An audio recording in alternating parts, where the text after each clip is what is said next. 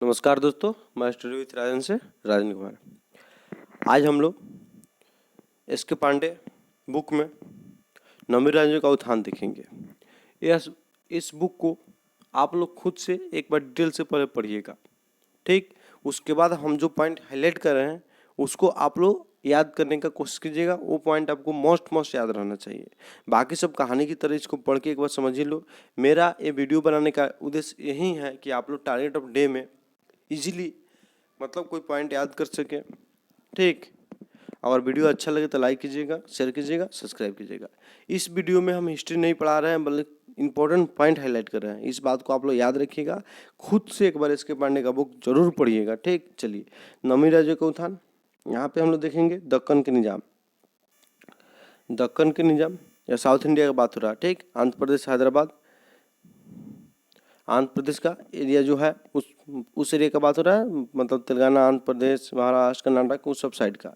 और दक्कन जो क्षेत्र है वहाँ पे आपको हैदराबाद राज की नींव मोहम्मद शाह के शासनकाल में, मोहम्मद शाह का शासनकाल 1720 से लेकर 1748 तक है, ठीक। तो उन्हीं के शासनकाल में चिनकिलिज खां या निजामुल्क खां कहिए या आसफ जहाँ का है कहिए, तीनों एक ही व्यक्ति का नाम है।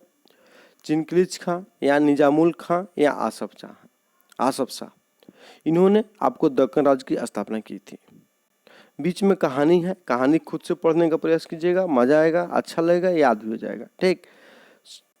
अब बीच में क्या हुआ, जब इन्होंने अपने राज्य का स्थापना करने का विचार इनके मन में आया तो मुगल में जो संयंत्र हो रहे थे, दरबारी संयंत्र, उससे बहुत ही खिन्न थे और चले गए साउथ, दक्षिण की तरफ गए। तो वहाँ पे इनका सामना एक मुगल वाजिर से हुआ। युद्ध हुआ दोनों के बीच जो युद्ध हुआ उसको हम लोग शकूर खेड़ा के युद्ध के नाम से जानते हैं। 1724 ईस्वी में शकूर खेड़ा का युद्ध हुआ था, जो चिनकिलिज खां और मुगल के वजीर सेनापति मुखारिज खां से हुआ था, ठीक। तो याद रखिएगा, शकूर खेड़ा का युद्ध 1724 ईस्वी में आपको चिनकिलिज खां और मुखारिज खां के बीच हुआ है। हैदराबाद के दक्कन राज्य की स्थापना यानी हैदराबाद राज्य की स्थापना के लिए इस युद्ध में आपको चिनकिलिज खां विजय हुए और आपको अंततः मोहम्मद शाह भी उनको क्या किया, हैदराबाद राज्य का राजा घोषित कर दिया। उनको मतलब अपना समर्थन दे दिया और इसके साथ साथ उसने क्या किया, उपाधि भी दिया। क्या नाम था उसका, आसफ जहां, ठीक। चिनकिलिज खां ने 1725 ईस्वी में हैदराबाद को अपनी क्या कही, राजधानी बनाई। चलिए आगे बढ़ते हैं। तो ये डेट याद नहीं रखिएगा, बस आपको हैदराबाद आज की न्यू किसने डाली, चिनकिलिज खां और अथवा निजामुल खां या आसफ जहां, ठीक। इसके लिए उनको एक युद्ध लड़ना पड़ा, जिस युद्ध का नाम क्या था, शकूर खेड़ा का युद्ध। और हैदराबाद राज्य की राजधानी हैदराबाद में थी। बस इतना ही याद रखना है। और हैदराबाद राज्य की स्थापना मोहम्मद शाह के समकालीन शासनकाल में हुआ था। नेक्स्ट आते हैं रुहेल अथवा बंगस पठान।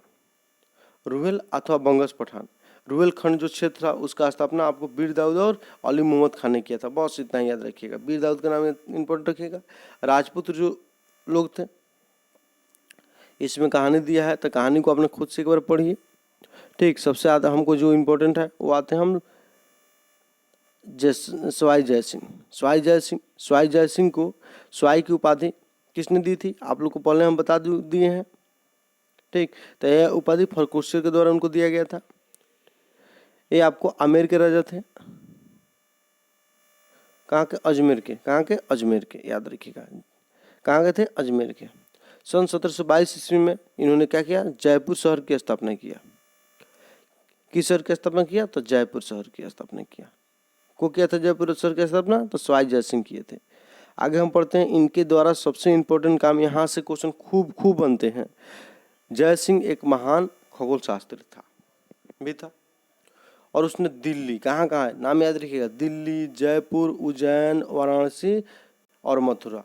दिल्ली, जयपुर, उज्जैन, वाराणसी और मथुरा, इन सभी जगहों पर बिल्कुल सही और आधुनिक उपकरण से सुसज्जित प्रक्षेपण शालाएं बनाए।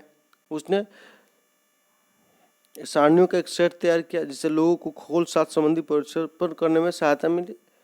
इसका नाम जिज मोहम्मद शाही था, मतलब इस सब क्षेत्र का नाम जो स्थापना किया गया था, कहाँ कहाँ किए थे बता दिए।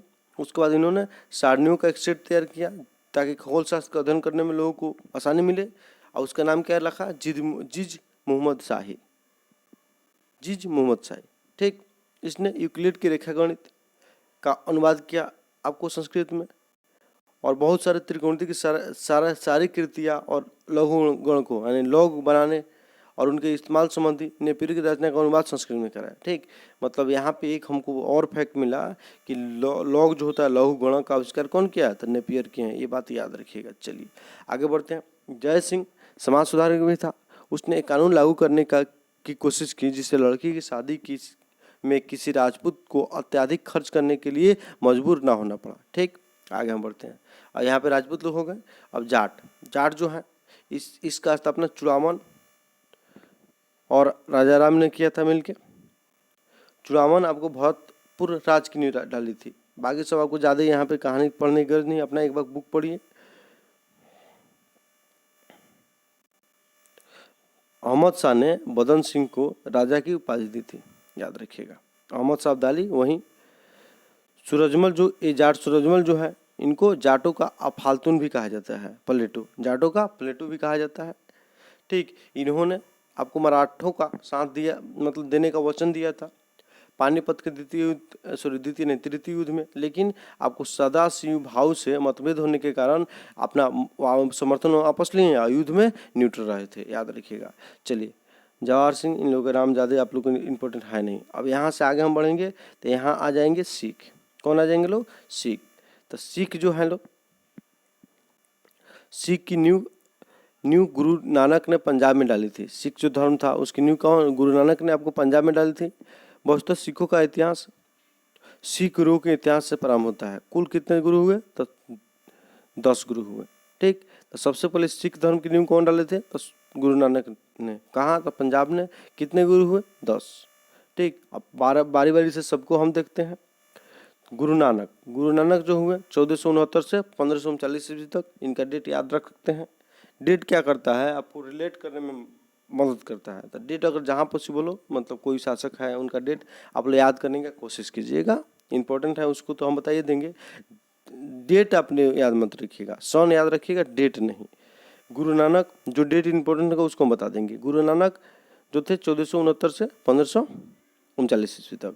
तो 1469 से 1539 ईस्वी तक मतलब इब्राहिम लोदी, उसके पहले और शासक होंगे लेकिन उनका ज़्यादा विस्तार नहीं हुआ होगा कार्यकाल, मतलब गुरु नानक उस समय बच्चे होंगे। तो आपको इब्राहिम लोदी के समकालीन को माना जाएगा। इसके बाद बाबर के समकालीन भी माना जाएगा, हुमायूं के समकालीन भी माना जाएगा। शेरशाह सूरी आए तब तक ही मर चुके थे। तो 3 राजाओं के समकालीन को माना जाएगा। सिकंदर लोदी के भी समकालीन माना जा सकता है, लेकिन नहीं, इब्राहिम लोदी, हुमायूं, बाबर। और सबसे अधिक तीनों ऑप्शन हो रहा है, तीनों में से एक चुनना है तो आप इब्राहिम लोदी चुनिए। तीनों में से तीनों को चुना, तीनों चुनिए, मतलब बीपीएससी हो। और तीनों ऑप्शन में तो हम ई में चल जाएंगे 5 नंबर ऑप्शन। और इस तरह से 4 ऑप्शन वाले हैं तो उसमें हम इब्राहिम लोदी को मारेंगे, और नहीं तो बाकी में से कोई भी एक नाम दिखे ऑप्शन में, आप लोग अगर एक ही नाम है तो एक नाम के साथ जा सकते हैं। और इनके पिता का नाम, माता का नाम, पत्नी का नाम, ये सब कोई ज़रूरत नहीं है। इनकी उपाधि क्या याद रख सकते हैं, हजरत रबुल मजीज, हजरत रबुल मजीज। सिखों के पहले गुरु नानक थे। सिखों के पहले गुरु कौन थे, गुरु नानक थे। उन्होंने कौन सा प्रथा चलाया, नानक पंथ चलाया था। उनके शिष्य क्या कहलाए, सिख कहलाए। ठीक, ये इब्राहिम लोदी के समकालीन थे। समझाइए दिए किसके समकालीन थे। इन्होंने अपने एक शिष्य लहाना को अपना उत्तराधिकारी बनाया, जो अंगद नाम से दूसरे गुरु बने। मतलब अंगद के नाम क्या था एक और, तो लहाना। ठीक, तो दूसरे गुरु कौन बने, गुरु अंगद, उनका एक और नाम लहाना, याद रखिएगा। अब आगे आते हैं हम। यहाँ पे आपको एक बात याद रखिएगा, इनका जन्म तालवंडी में, मृत्यु करतारपुर में हुआ था। ठीक, यही करतारपुर जो है भारत और पाकिस्तान के द्वारा करतारपुर कॉरिडोर बनाया गया है करतारपुर में, ताकि लोग जाके दर्शन कर सके।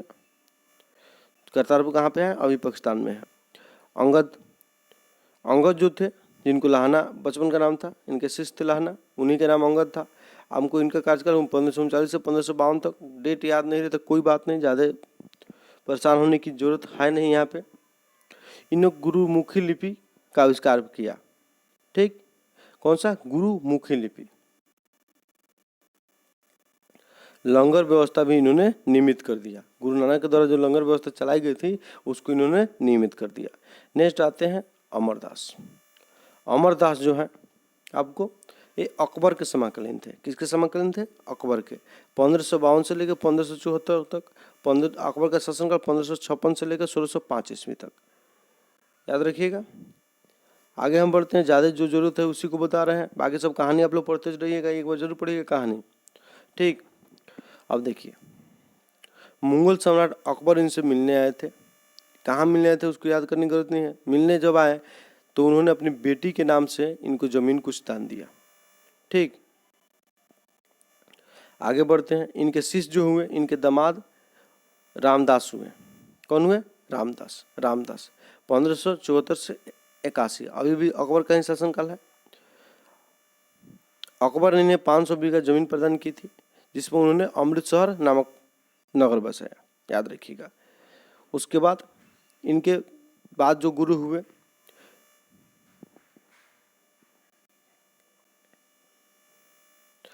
अर्जुन देव को रामदास ने क्या किया?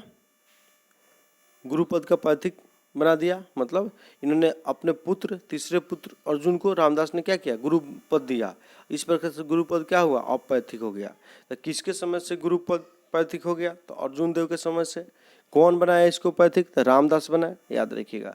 गुरु अर्जुन देव 1581 से लेकर 1606, मतलब अकबर के समय कालीन। ठीक, और बीच में आपको युद्ध होते हैं जहाँ पे विद्रोह किया जाता है खुसरो के द्वारा जागीर के खिलाफ में, और जागीर को शक होता है कि खुसरो का साथ अर्जुन देव दिए हैं तो उनको मरवा देता है जागीर। ठीक, तो इन्हें सच्चा बादशाह भी कहा जाता है। इन्होंने रामदासपुर में अमृतसर और संतोषसर नामक तालाब बनाया। यहीं आपको अमृतसर जो तालाब है उसी के बीच में इन्होंने आपको हरमंदिर साहब, जो अभी मंदिर है पंजाब में, उसका निर्माण कराया। ठीक, इसकी आधारशिला कादरी सम्राट, उसका जरूरत नहीं है आपको, जहाँ पे जरूरत है उसको हम देख रहे हैं।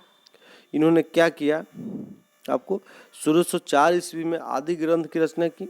खुसरो को समर्थन देने के कारण जहांगीर ने इन्हें क्या किया? मृत्युदंड दे दिया है। खुसरो जहांगीर के विरुद्ध षड्यंत्र किया था राजा बनने के लिए। खुसरो आपको जहांगीर का सबसे बड़ा पुत्र था, याद रखिएगा। चलिए आते हैं नेक्स्ट हम गुरु हरगोविंद सिंह। कौन? तो हरगोविंद सिंह। हरगोविंद सिंह का जो शासनकाल है 1606 ईस्वी से लेकर 1645 ईस्वी तक। मतलब इस समय, इनके समय आपको जागीर भी आएंगे, इनके समय शाहजहाँ भी आएंगे। इन्होंने मोस्ट इम्पोर्टेंट ये है। ठीक, इन्होंने सिखों में सैनिक भावना पैदा की, सैनिक शिक्षा प्रारंभ की तथा स्वयं की रक्षा के लिए शस्त्र धारण करने का आह्वान किया। मतलब सिख जाति को लड़ाकू जाति का रूप दे दिया। इन्होंने आपको अकाल तख्त का भी निर्माण किया था, 12 फुट ऊंचा था, अमृतसर की किलेबंदी करके। और इन्होंने अपने शिष्यों को मांसाहार की भी आज्ञा दी। ये बात याद रखिएगा।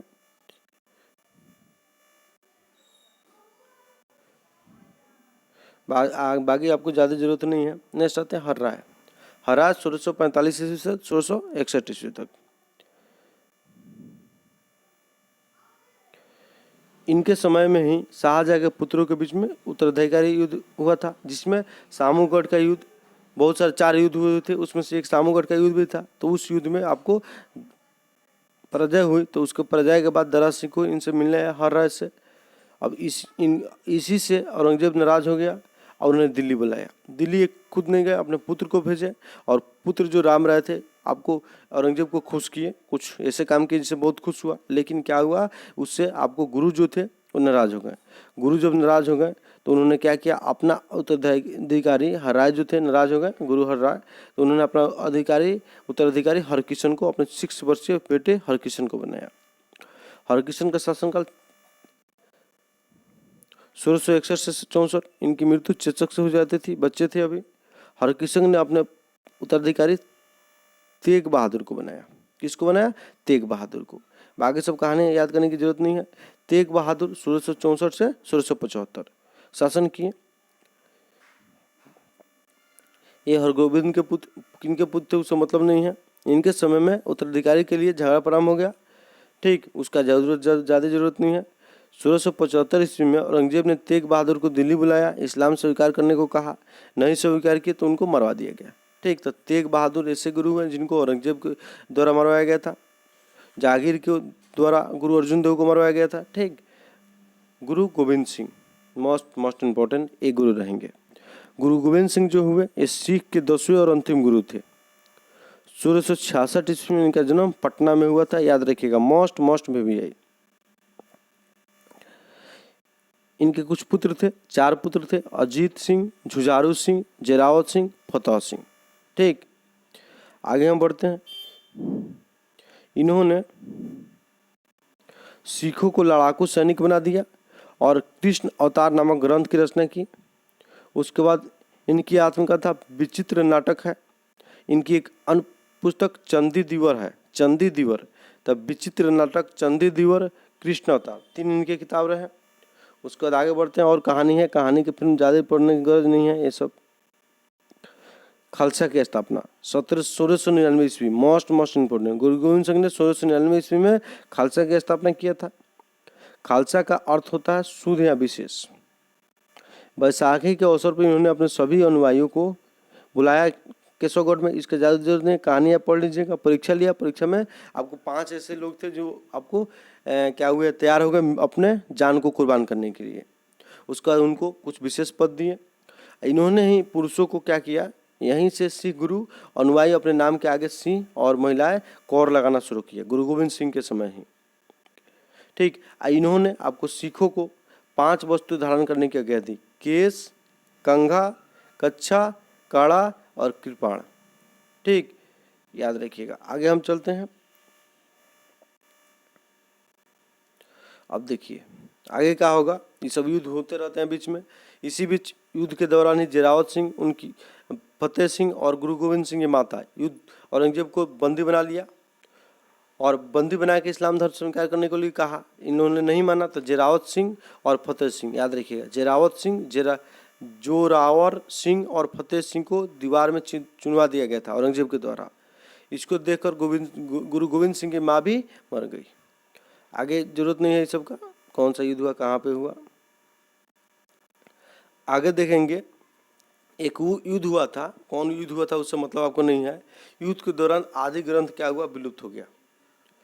आदि ग्रंथ क्या हुआ, विलुप्त हो गया, जिसको आपको गुरु अर्जुन देव ने लिखा था। तो उसका पुनः इन्होंने संकलन किया, करवाया।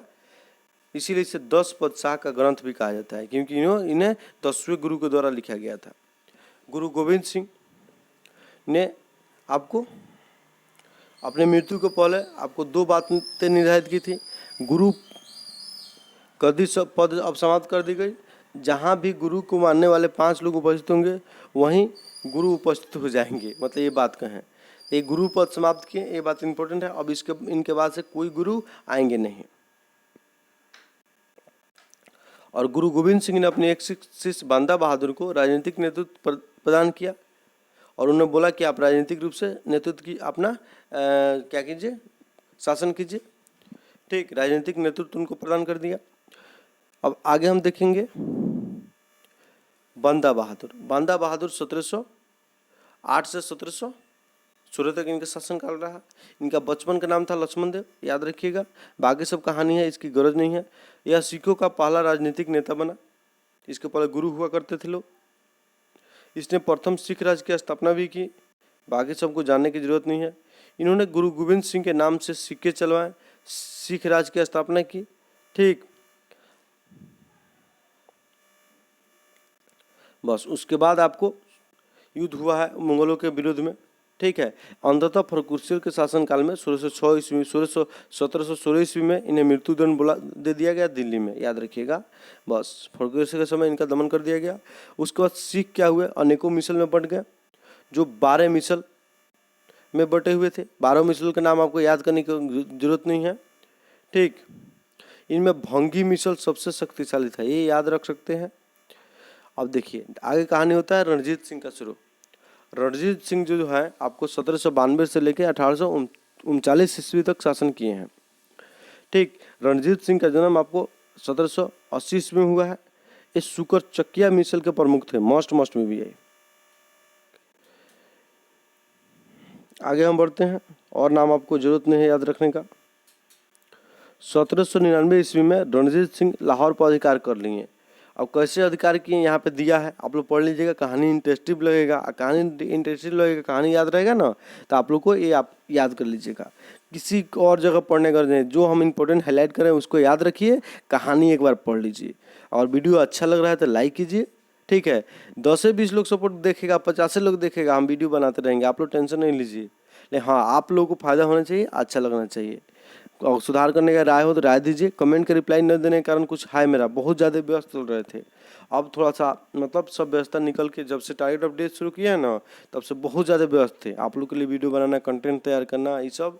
कुछ हम टेक्निकल इशू भी था, टेक्निकल रूप से हम उतना स्ट्रॉन्ग है नहीं, हमको पता नहीं है सब, तो थोड़ा सा टाइम लग रहा है।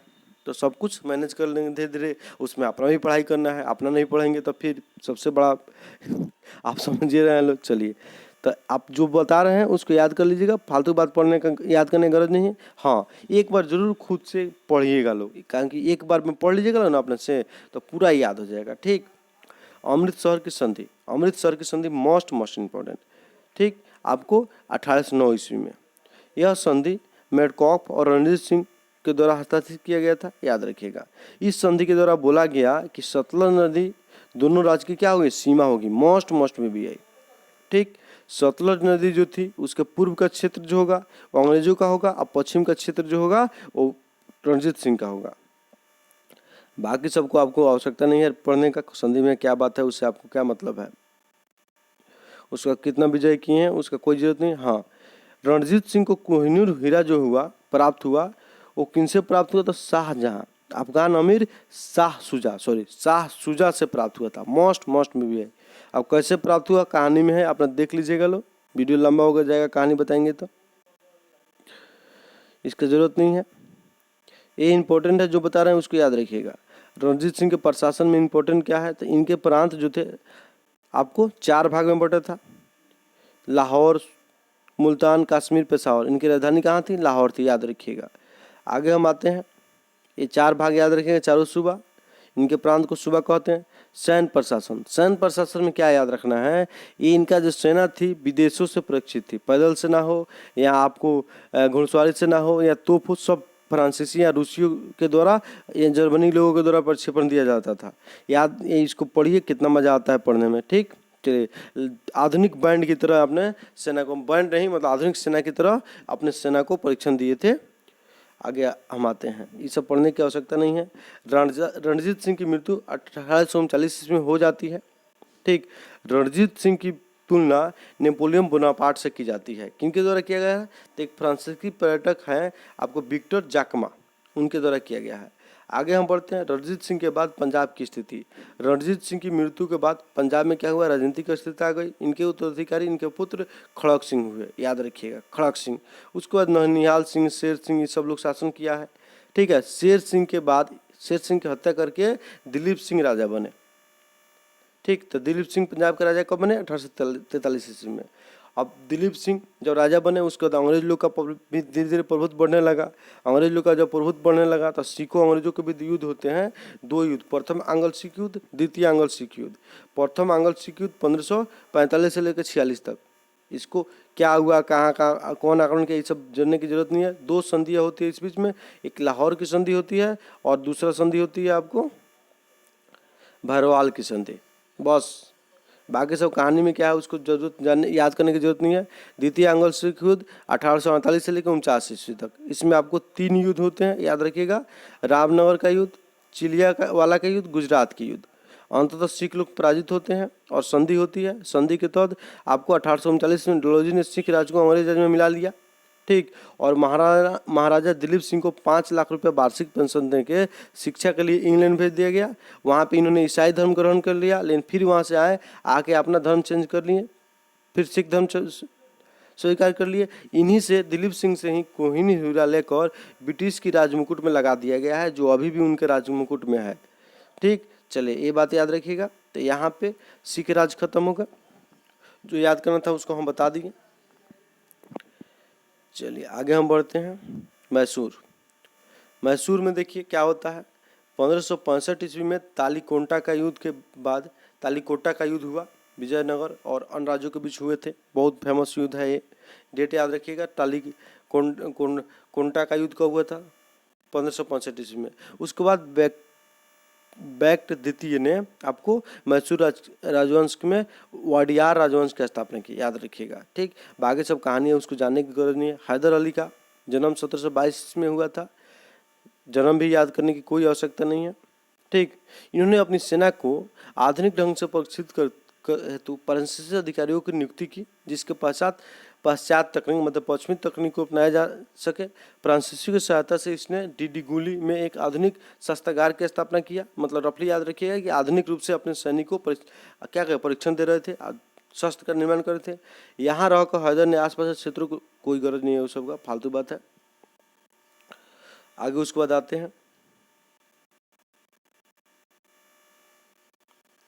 दक्कन में भारतीय ताकतों में हैदर अली पहला व्यक्ति था जिसने अंग्रेजों को पराजित किया था। इसीलिए अब ये लगा कि अंग्रेज लोग अपराजय नहीं, इनको पराजित किया जा सकता है। ठीक, इनकी मृत्यु 1782 में हो जाती है। तीनों युद्ध देखेंगे, थोड़ा सा ही आपको शासक के बारे में दिख रहा है। इन्होंने मैसूर के चामुंडेश्वरी देवी के मंदिर के लिए दान दिया। तांबे और सोने के सिक्का पर शिव, पार्वती तथा विष्णु का मृत्यु अंकित किया। मतलब एक धर्मनिरपेक्ष राजा थे, ऐसी बात इसमें दर्शाई गई है, याद रखिएगा। टीपू सुल्तान जो थे 1782 से 1799 तक शासन किए। हैदर अली के बाद में मैसूर के शासक बने। टॉमस मुसरो ने इस टीपू सुल्तान के लिए एक बात कही है कि टीपू सुल्तान नई रीति चलाने वाली अशांत आत्मा था। ठीक, मतलब नया नया प्रयोग करते रहते थे, अशांत आत्मा की तरह, शांति से बैठने वाले नहीं थे। ठीक, किनके द्वारा कहा गया? थॉमस मुनरो के द्वारा कहा गया। इन्होंने फ्रांसीसी क्रांति जब हुई तो वहाँ के कुछ सैनिकों ने श्रीरंगपट्टम, जो राजधानी थी इन लोगों का, मैसूर राज का, जैकोबिन क्लब बनाने का प्रस्ताव दिया। इन्होंने उसे स्वीकार भी किया और खुद जैकोबिन क्लब का सदस्य भी बने और अपने आप को नागरिक टीपू कहने लगे, नागरिक टीपू। और श्रीरंगपट्टम में उसने क्या किया? स्वतंत्रता का वृक्ष लगाया। जैसे आप लोगों को पता है कि फ्रांसीसी क्रांति के दौरान स्वतंत्रता का वृक्ष लगाया जा रहा था और जैकोबिन क्लब क्रांति के दौरान मुख्य भूमिका में था। ठीक, ये बात उनके लिए है। आगे हम बढ़ते हैं। ये धर्मनिरपेक्ष राज थे क्योंकि उन्होंने कुछ हिंदू मंत्री को नियुक्ति किए थे। इसके साथ साथ मराठे आक्रमण के दौरान क्या हुआ था? शारदा देवी की मूर्ति टूट गई थी तो उनकी स्थापना के लिए धन भी दिए थे। इसके साथ साथ श्रीरंगपट्टम दुर्ग में स्थित श्री रंगनाथ नरसिंह गंगाधरेश्वर के मंदिर को पूजा में कभी हस्तक्षेप नहीं किया। इस प्रकार वो धार्मिक सहिष्णुता का उदाहरण प्रस्तुत करते हैं। आगे बढ़ते हैं। आंग्ल मैसूर युद्ध। आंग्ल मैसूर जो युद्ध है इसमें 4 युद्ध हुए हैं। प्रथम आंग्ल मैसूर युद्ध, जिसमें आपको क्यों विजयी हो रहा है? विजयी रहा है आपको हैदर अली। ठीक, इसमें अब इस युद्ध में मराठे निजाम अंग्रेज की तरफ से, टॉपली याद रख सकते हैं। इस युद्ध का समापन 1769 में मद्रास की संधि के तहत हुई थी, क्योंकि प्रथम आंग्ल मैसूर युद्ध में टीपू सुल्तान मद्रास से 6 किलोमीटर दूर तक, मतलब यहाँ तक, ये मद्रास का एरिया है, अंग्रेजों का शासन चलता था, यहाँ तक अपना साम्राज्य विस्तार कर लिए थे। मजबूर होकर अंग्रेजों ने इनसे शासन किया और इस संधि में, मतलब संधि क्या, इस संधि में हैदर अली क्या हुए? आपको अपना विचार थोपने पर अपने अनुसार संधि किए। ठीक, याद रखिएगा, जो अंग्रेजों को अपमानजनक संधि लगी। इस युद्ध में मराठे निजाम और अंग्रेज हैदर अली के विरुद्ध थे, आपको पता है, बता दिए हैं। इसमें याद क्या करना है? कुछ याद करने की जरूरत है नहीं, बाकी सब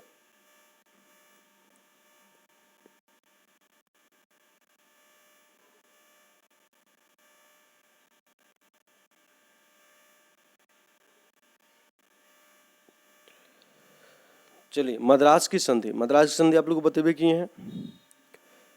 ठीक, हैदर अली और अंग्रेजों के बीच में हुई थी, जिसकी शर्तें हैदर अली तय कर रहा था। इस युद्ध में अंग्रेजों की अजयता को भी समाप्त कर दिया। मतलब इस युद्ध के बाद अंग्रेज पराजित हुए और ऐसा लगा कि हाँ, अब अंग्रेज अजय नहीं है, अंग्रेज अब हार सकते हैं, हराया जा सकता है उन्हें। द्वितीय आंग्ल मैसूर युद्ध 1780 से लेकर 84 ईस्वी तक चला।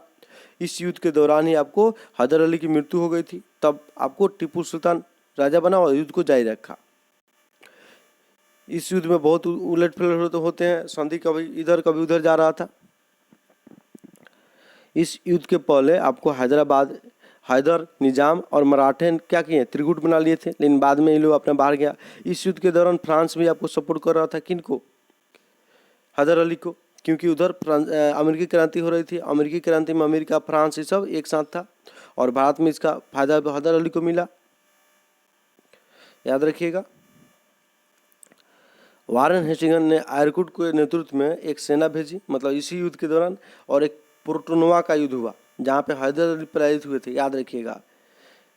तो इस युद्ध में, पोर्टनोवा के युद्ध में हैदर अली को कौन पराजित किया, तो आयरकुट, याद रखिएगा, उन्हीं के नेतृत्व में सेना आई थी।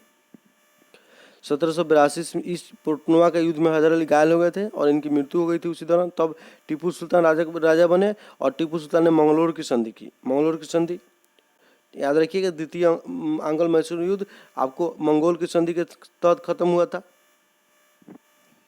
तृतीय आंग्ल मैसूर युद्ध, तृतीय आंग्ल मैसूर युद्ध शुरू करते हैं आपको 1790 से 92 तक। टीपू सुल्तान जब राजा बने तो उन्होंने अपने राजदूत को फ्रांस और कुस्तुनिया, जो तुर्की साम्राज्य का पार्ट था कुस्तुनिया, वहाँ पे अपना राजदूत लोगों को भेजा, आधुनिक राजदूत लोगों को भेजा, समर्थन प्राप्त करना चाहा। ठीक, ये बात आप लोग याद रखिएगा, बाकी सब कहानी में पढ़ते रहिएगा। तृतीय आंग्ल मैसूर युद्ध में टीपू सुल्तान की हार हुई, ठीक, और हार हुई जिसके कारण आपको श्रीरंगपट्टम की संधि की गई। श्रीरंगपट्टम की संधि अंग्रेज अपने अनुसार कर रहे थे, ये बात याद रखिएगा। बाकी सब, जब श्रीरंगपट्टम की संधि हो गई तो 1700 आपको 93 में कॉर्नवालिस भी चले गए, तो उसका जानशोर गवर्नर जनरल बन के आए। जानशोर जब गवर्नर जनरल बन के आए तो मैसूर में इन्होंने कोई हस्तक्षेप नहीं किया, इसीलिए इनको हस्तक्षेप की नीति का जन्मदाता कहा गया था। ये अफगानिस्तान में भी कोई हस्तक्षेप नहीं किए थे, याद रखिएगा। चतुर्थ आंग्ल मैसूर युद्ध 1799 ईस्वी में। इस युद्ध के दौरान टीपू सुल्तान अपने राजधानी में युद्ध करते हुए, राजधानी श्रीरंगपट्टम में युद्ध करते हुए मारा गया, याद रखिएगा। ठीक, युद्ध में जब मारे गए तो उसके बाद क्या किया गया, मैसूर के राज को और डियार वंश के एक 2 वर्षीय बालक कृष्णराज को राजा बनाकर अंग्रेजों ने अपने संरक्षण में ले लिया और मैसूर राज पर सहायक संधि लाद दिया। ठीक, ये बात याद रखिएगा। इतना बात आप लोग को बताएं, इसमें इम्पोर्टेंट हमारा ये उद्देश्य नहीं है कि हम आप लोग को इतिहास पढ़ाएं, आप लोग को पढ़ने में मदद करें, ये बात है। ठीक है, आप लोग को भरे, जो नए बच्चे होंगे उनको बुरा लगता होगा, लेकिन जो जानते हैं इस सब बारे में, इतिहास में जितना डिटेल से पढ़िएगा उतना डिटेल कहानी मिलेगा। लेकिन पूछता एग्जाम में कुछ क्वेश्चन है जिसको हम लोग को हाईलाइट करके एग्जाम ओरिएंटेड बनाना है। तो एसके पांडे को मेरा उद्देश्य क्या है, एग्जाम ओरिएंटेड बनाना है। अगर वीडियो अच्छा लग रहा है तो वीडियो को लाइक कीजिए और शेयर कीजिए, चैनल से नहीं जुड़े हैं तो सब्सक्राइब कीजिए। चलिए, धन्यवाद दोस्तों।